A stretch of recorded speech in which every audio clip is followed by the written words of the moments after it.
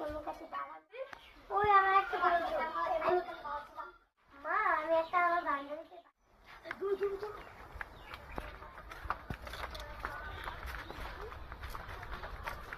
চলো চলো তাড়াতাড়ি চলো, বাড়ির লোক দেখে ফেললে জানতে চলে যাবে। বান্ধবী ক্লাস থেকে যেমন আসলো না, থুবড়ো হবে তো।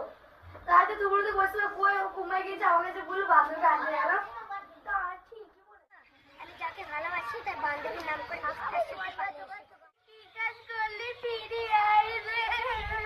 কি হলো রে? যাওয়ার ওই কিছু কাঁদিস নি, যাওয়ার ওই কিছু কাঁদিস নি।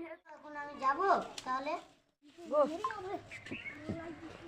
দেখে থেকে ফোন করলো, হ্যালো ঘটক মশাই, আমার মেয়ে পালিয়ে গেছে, আর আসতে হবে না।